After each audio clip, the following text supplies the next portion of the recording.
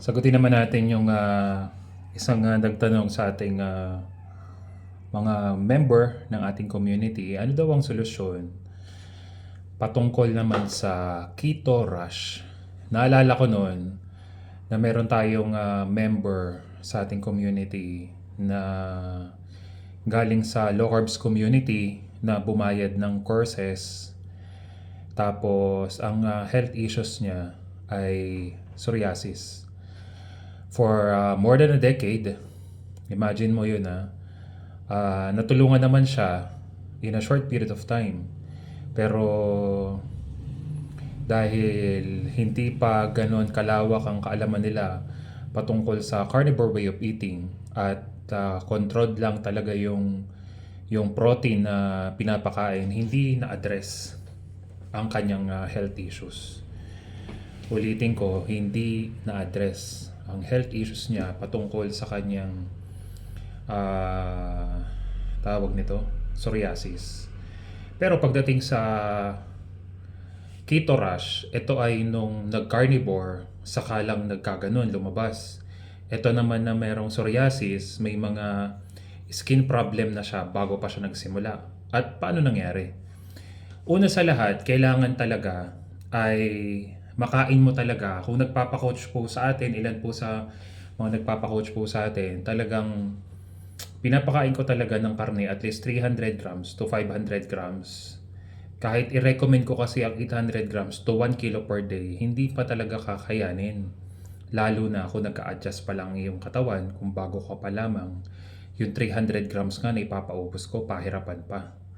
So, once na nakapag-adjust na yung katawan mo, ito ay pag-uusapan natin ay sa mga may keto rush. Lagi niyo pong tatandaan na papasok lang talaga ang healing, mas mabilis na healing kapag nasa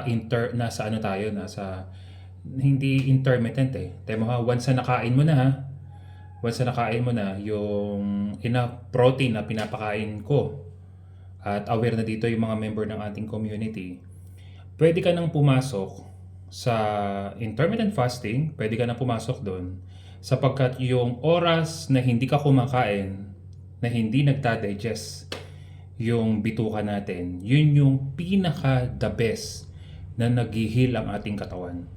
Pero kapag laging may laman ng sikmura mo, kukunti lang yung oras na naka-fasting ka, medyo magiging matagal yung healing ng ating katawan. So para sa may mga keto rush o pumapasok na sa dumping period, I strongly suggest pwede na kayong mag-TMAD. Pero may tamang programa rin tayo sa TMAD.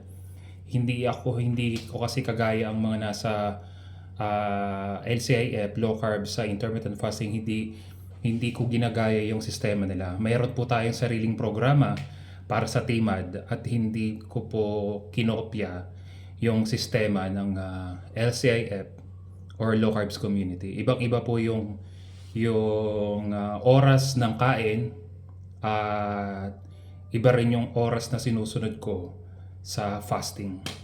So, pero ang pinaka the best pa rin na fasting pa rin talaga is OMAD pa rin talaga. Pero hindi naman kakayanin ng karamihan ng ating mga kababayan ng OMAD. Pero tinatanong ko rin talaga muna sila, kaya mo na ba? Kapag isasuggest ko sa iyo na mag-OMAD ka. Ulitin ko po sa lahat para mas mabilis ang recovery ng dumping period po ninyo. Kapag nasa dumping period na kayo at may mga rashes po kayo, simple lang.